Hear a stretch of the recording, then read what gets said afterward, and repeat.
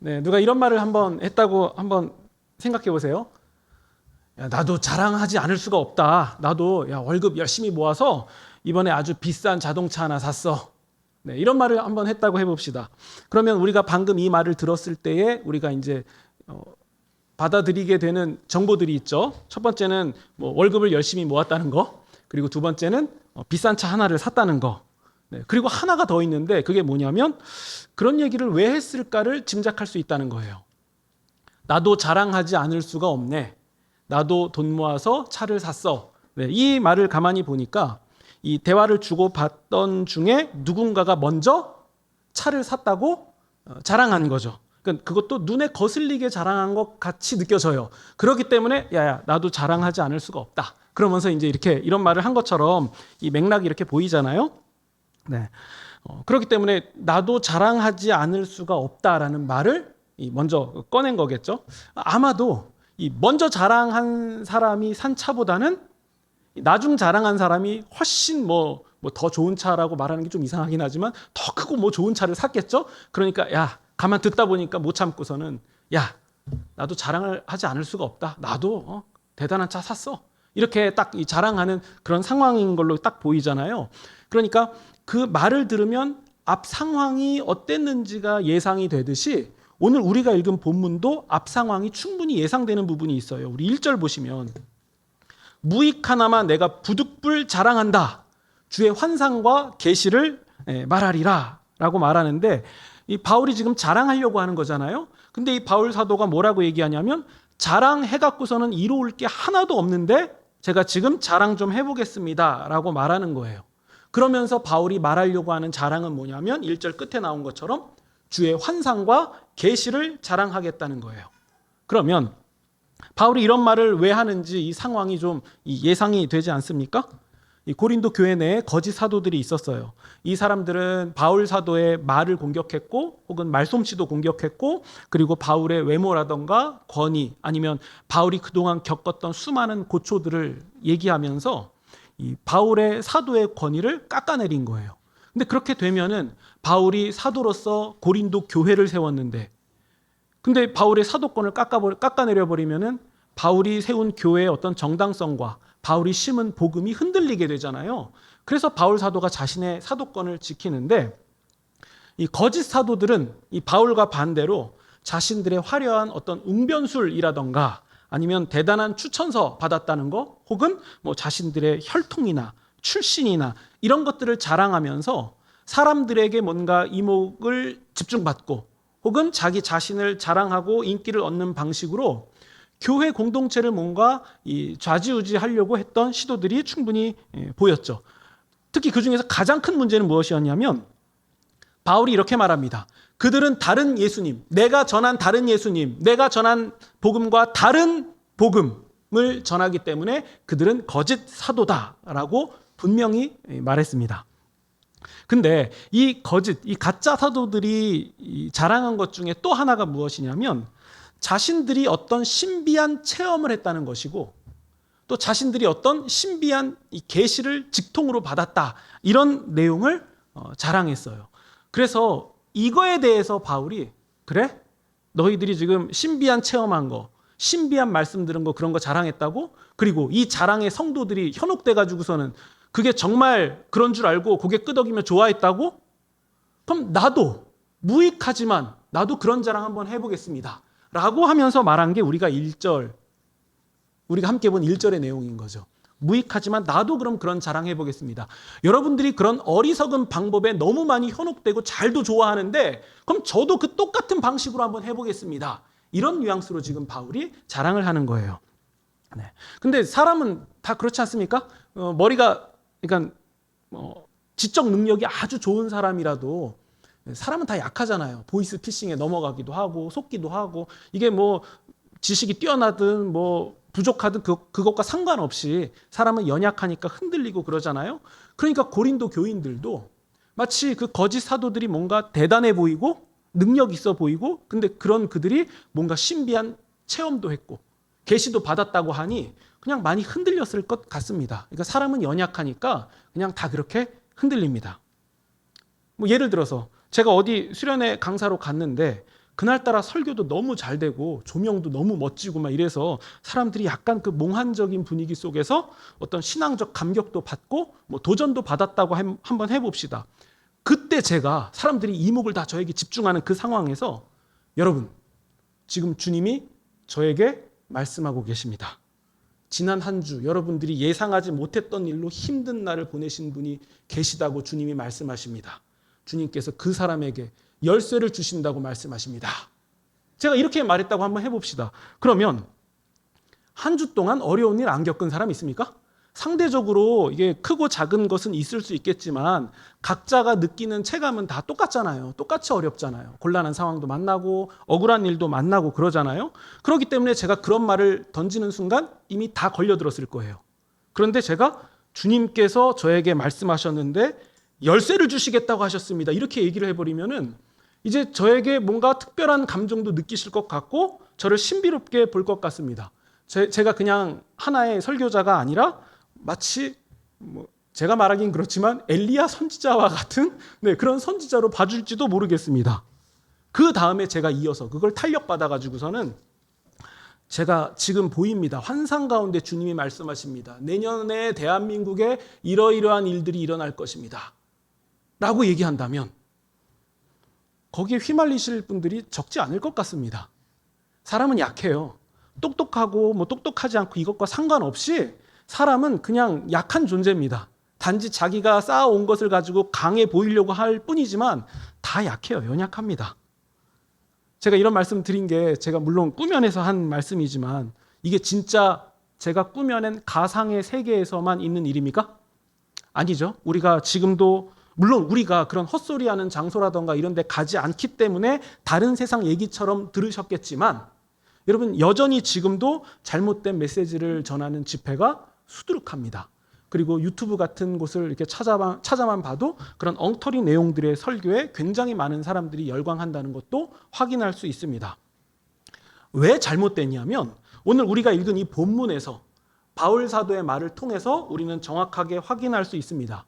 내가 신비한 체험을 했다. 환상을 보았다. 주님께서 직접 말씀하셨다. 혹은 지금 내가 계시를 받았다. 이런 말들에 우리가 전혀 귀를 기울이지 않아도 되는 이유가 본문에 나오는데 우리 1절 보시면 내가 무익하나마 부득불 자랑하겠다. 주의 환상과 계시를 말하겠다. 그러니까 지금 거짓 사도들이 자기들이 환상과 계시를 경험했기 때문에 경험했다고 주장하면서 그걸 사람들에게 말하고 현혹시키는데 물론 전혀 없는 얘기는 안 했겠죠. 뭔가 자기도 이상한 거 느꼈겠죠. 실제 주님이 주셨는지 안 주셨는지 그 여부와 상관없이 자기가 뭔가 느꼈겠죠. 그러니까 그런 말을 과감하게 하는 건데 바울이 무익한 자랑이라고 하면서 이번에는 바울 사도가 직접 겪은 신비한 체험, 계시를 말하려고 합니다. 2절에 보시면 그리스도 안에 있는 한 사람이라고 말하는데 바울 사도가 제가 겪은 겁니다. 이렇게 직접적으로 말하면은 자기를 주목하고 자기를 특별한 사람으로 오해할까 봐 바울이 다른 사람이라고 지금 돌려서 말하는 거예요. 그리스도 안에 있는 한 사람을 내가 알고 있는데 그는 14년 전에 환상 경험을 했다라고 말해요. 그러니까 여기서 알 수 있는 사실은 바울은 자기가 신비한 경험을 했음에도 불구하고 14년간 말하지 않았다는 거예요. 14년간 말하지 않았어요. 저였으면 바로 그냥 그 즉시 막 카카오톡에 올리고 난리가 났을 텐데 14년간 말하지 않았습니다. 근데 그가 했던 경험이 뭐냐면 셋째 하늘에 이끌려갔다는 거예요. 그 당시 사람들의 세계관 속에서는 셋째 하늘이라고 하면은 하나님께서 머무시는 그 영역을 말하는 거거든요. 그 신비한 곳에 이끌려갔다. 그런데 자기가 그 환상을 경험할 때에 자기가 몸 안에 있었는지 몸 밖에 있었는지 그거는 내가 모르겠다라고 말합니다. 아마도 이제 학자들의 말을 보면 바울이 영혼과 몸이 일시적으로 분리된 것을 말하고 있는 게 아니냐 이렇게 설명을 하는데 물론 그게 맞는 것 같이 보이긴 하지만 단정 지을 수 없습니다. 왜냐하면 핵심이 나오는데 바울이 스스로가 직접 경험한 사람이 모른다고 했어요. 모른다. 자기가 겪은 그 신비한 체험이 어떤 방식이었는지 자기는 알지 못한다라고 말하는 게 일단 핵심이에요. 그리고 바울이 이 얘기를 꺼내면서 강조하고 싶은 지점은 어디냐면 하나님이 아신다는 거예요. 나는 잘 모르겠고 그 신비한 경험을 한 나는 잘 모르겠고 하나님이 아신다. 지금 이 부분을 분명히 말하면서 3절에서 똑같은 말을 한 번 더 반복하죠. 그러니까 강조점이 어디인지가 확실해집니다. 나는 모르고, 진짜 나도 정말 너무 신비한 경험인데 내가 잘 모르겠고 하나님이 아신다라고 이것을 한 번 더 강조합니다. 그리고 4절 보시면 이것이 바울이 경험한 그 신비 체험의 핵심인데 4절.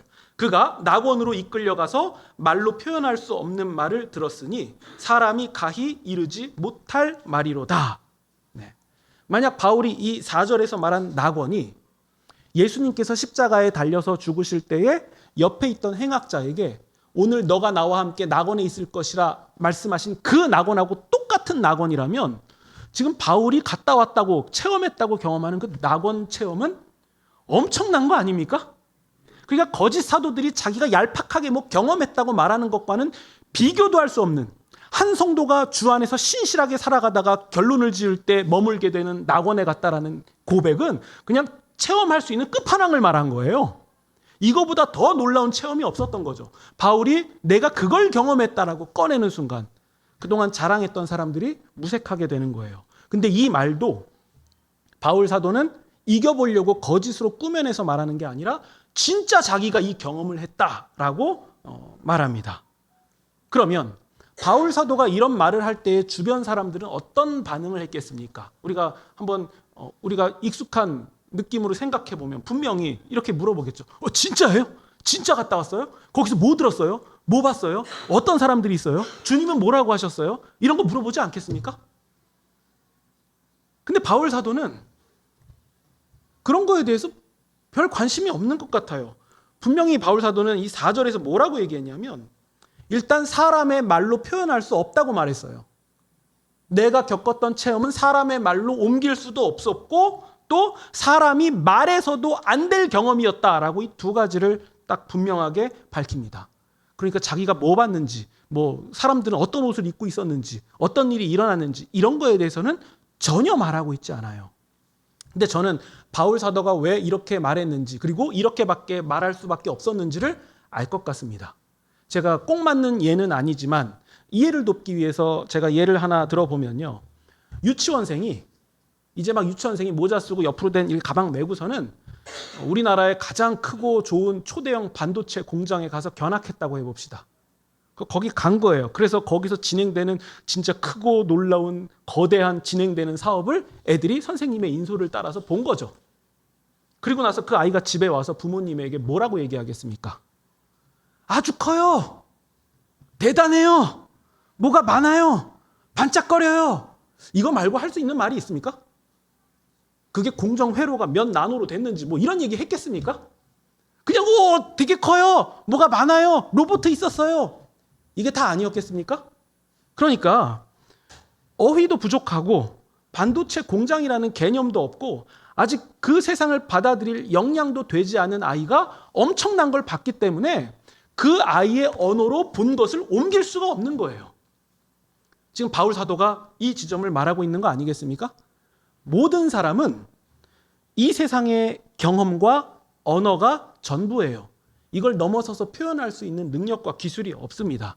인간은 경험과 언어가 표현의 한계예요. 인식의 한계이기도 하죠.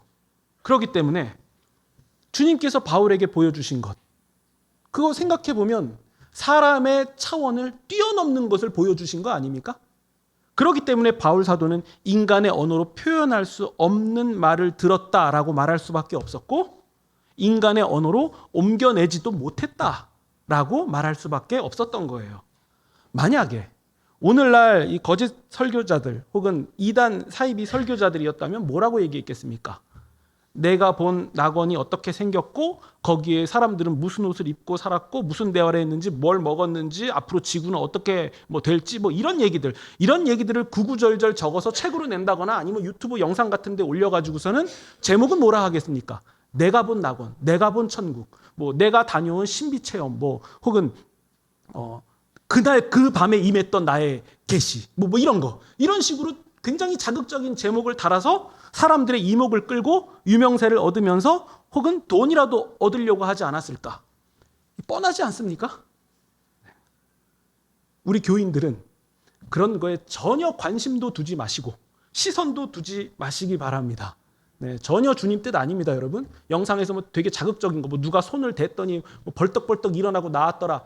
그런 일이 일어날 수 있다 해도 주님과 무관하다는 것을 우리가 정확히 알고 아예 누르지도 마시고 보지도 않으시는 게 우리의 신앙 건강에 유익합니다. 바울 사도는 분명히 말씀하잖아요. 인간의 언어로 표현할 수 없었다. 사람이 가히 이르지 못했다. 그럼에도 거짓 사도들 혹은 거짓 설교자들, 이런 사람들은 얼마나 대단한 사람들이길래 자기의 언어로 옮길 수 있습니까? 바울 사도보다 더 대단한 사람들이라서 할 수 있다 밖에 결론이 나지 않습니다.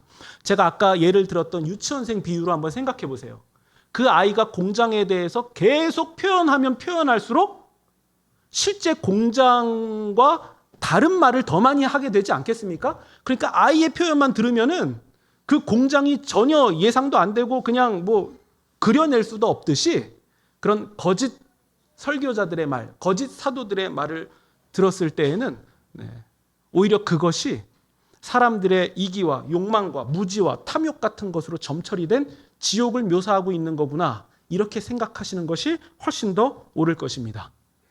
우리 5절 보시면 바울은 거짓 사도들이 경험한 이 신비 체험을 반박하기 위해서 부득이하게 나도 신비 체험을 말하는 방식으로 응수를 했을 뿐이지, 내가 자랑해야 될 것이, 진정 자랑해야 될 것이 무엇인지를 분명하게 말합니다. 그것은 나의 약점만이 자랑이라고 그가 말합니다. 6절 보시면 바울은 자랑하더라도, 내가 자랑을 하더라도 진실만을 말하기 때문에 어리석은 자가 되지 않는다라고 말하면서 그럼에도 자랑을 자기가 그만두는 이유를 분명히 표현합니다. 누가 나에게 보고 듣는 것 이상으로 나를 생각해 줄까봐, 내가 뭐라도 된 것 마냥 대단한 사람으로 생각해 줄까봐 제가 여기서 자랑을 그만두겠습니다 라고 말합니다. 그러니까 여러분, 누가 진짜인지 우리가 분명히 확인할 수 있는 이 기준들이 생기지 않습니까? 자기가 대단한 사람인 양, 뭔가 사람들보다 위에 있는 사람인 양 군림하면서 말하는 태도의 모든 사람들은 일단 가짜라고 생각하시면 우리가 정확히 걸러낼 수 있죠. 그러니까 본문에서 이 등장하는 거짓 사도들, 이 사람들은 신비 체험과 자기가 받았다는 계시를 말하면서 자기가 대단한 사람인 양 드러나기를 원했다는 것을 우리가 한번 생각해 볼 수 있죠. 바울 사도는 자기가 겪었던 이 낙원이라는 단어를 살짝 언급하고 정말 살짝 말하려다가 방향을 갑자기 틀면서 성도들이 어디에 집중하기를 원하는지를 말하는데, 그게 뭐냐면 육체의 가시입니다. 우리 7절 보시면 여러 계시를 받은 것이 지극히 크다. 내가 정말 지극히 큰 계시를 너무 많이 받았다. 그때 자만하지 않게 하시려고 내 육체의 가시, 곧 사탄의 사자를 주님께서 주셨다. 이는 나를 쳐서 너무 자만하지 않게 하려 하심이라. 그러니까 오히려 바울 사도 같은 경우에는 주님께서 주신 계시가 너무도 많고 크기 때문에, 놀랍고 대단하기 때문에 주님께서 안전장치로 그에게 사탄의 가시를 주셨다는 거예요. 그러니까 계시를 받는다는 것은 이게 대단해지는 자리가 아니라 오히려 주님 앞에서 가시를 받아야 되는 자리가 되는 거예요. 주님이 주목하시는 것은 바울 사도가 대단한 능력의 사도가 되는 것이 아니라 그가 끝까지 겸손하고 자만하지 않는 사역자로서 충성을 다하는 것. 주님이 원하시는 것은 그 지점이었어요. 바울의 안전이었죠. 바울의 믿음이었죠. 주님의 관점은 바로 거기에 있었다는 거예요. 바울 사도가 육체의 가시 혹은 사탄의 사자라고 부르는 것, 이게 좋았겠습니까? 그럼에도 바울은 목적을 분명히 알고 있죠. 자만하지 않게 하기 위함이다.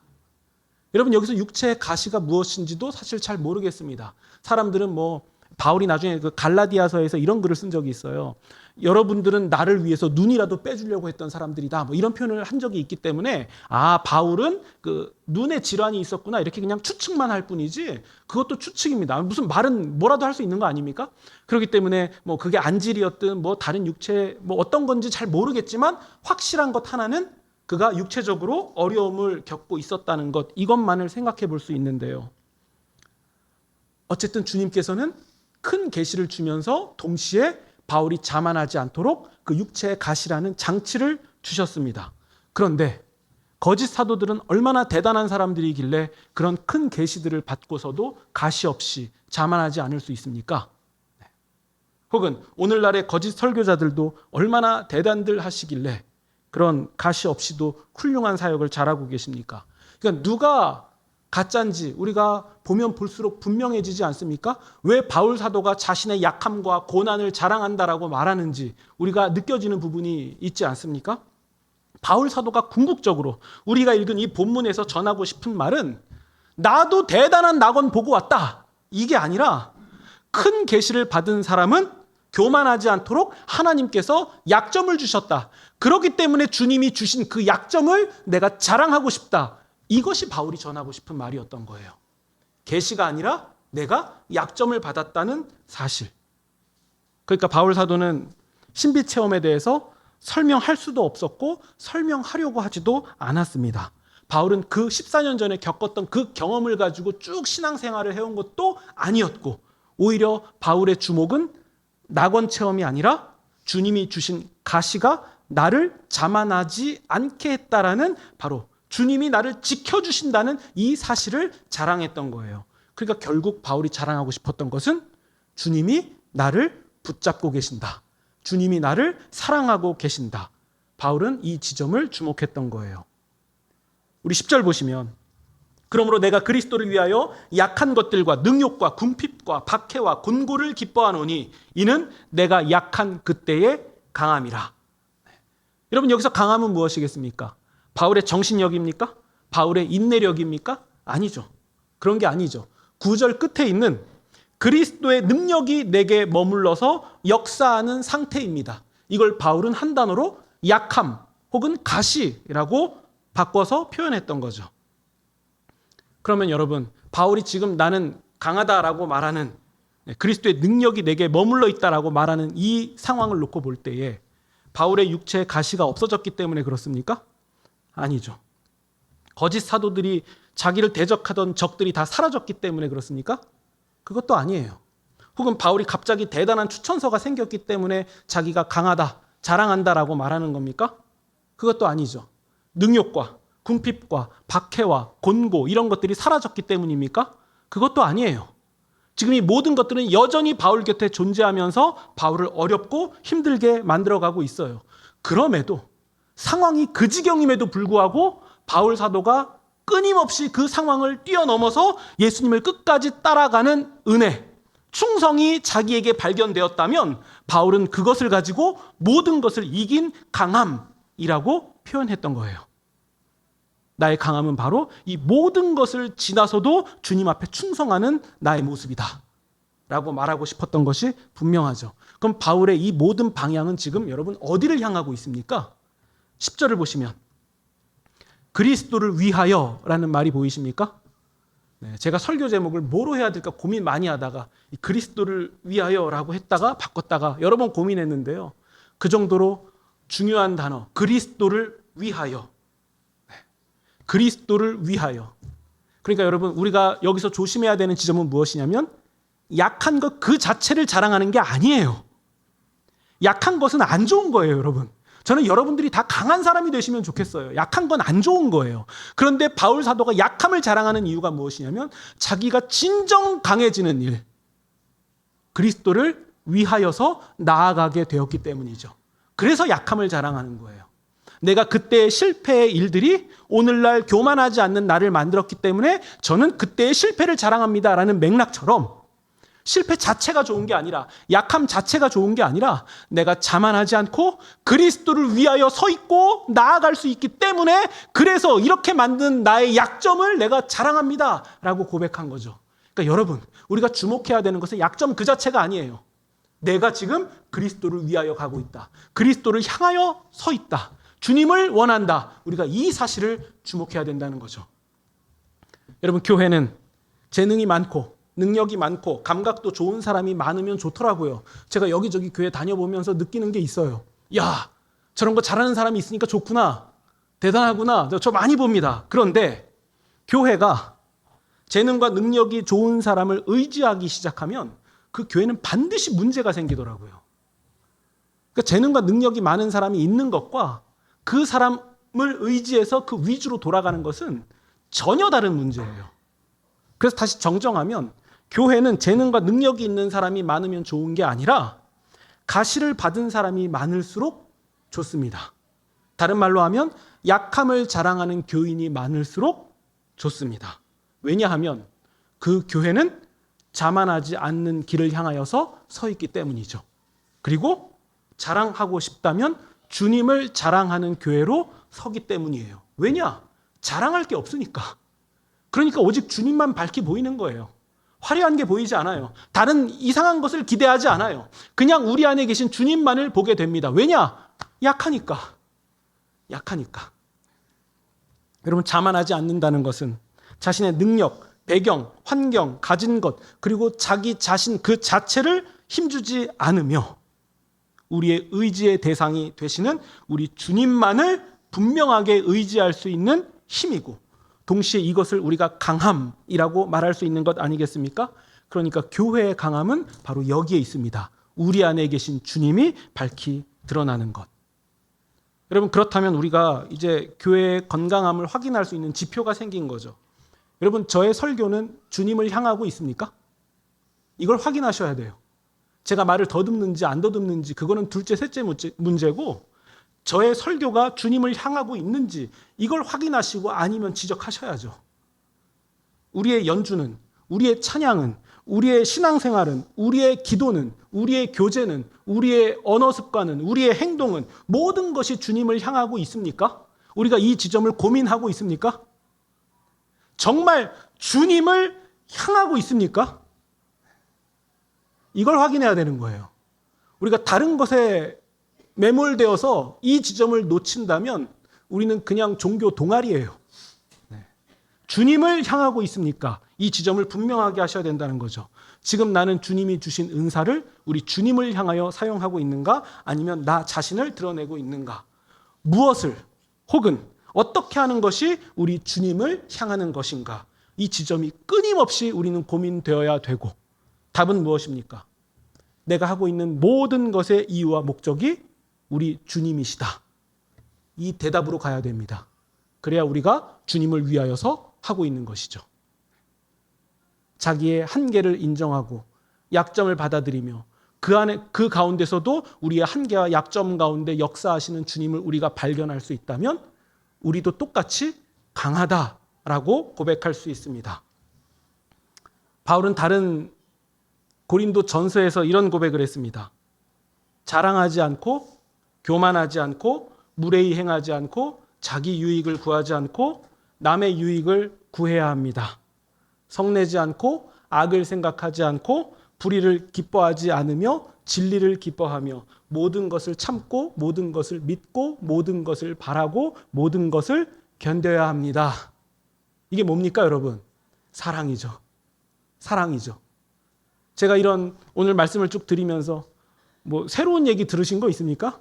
다 우리가 들었던 얘기죠. 그럼에도 우리는 그게 잘 안 된다는 것을 알고 있죠. 그리고 다시 오늘 또 기억났을 뿐이에요. 여러분, 우리가 우리의 인간됨의 한계를 뛰어넘을 수 있는 힘은 무엇입니까? 우리가 사랑할 때예요.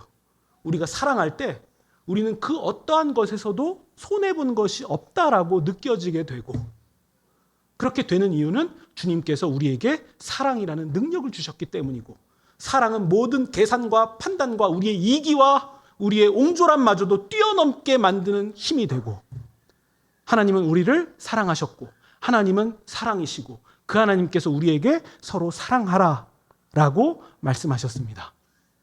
여러분, 우리는 무엇을 자랑하겠습니까? 여러분, 사실 다 약함이었어요. 자랑하지 않는 것도 약한 거고 교만하지 않는 것도 약함이에요. 세상에선 약한 거잖아요. 무례히 행하지 않는 것도 힘이 없으니까 무례히 행하지 않을 수도 있는 거죠. 다 이거 사실 가만히 놓고 보면 다 약한 얘기들 뿐입니다.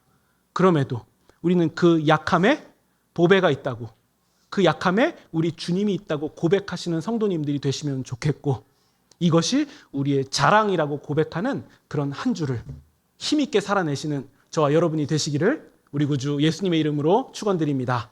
아멘.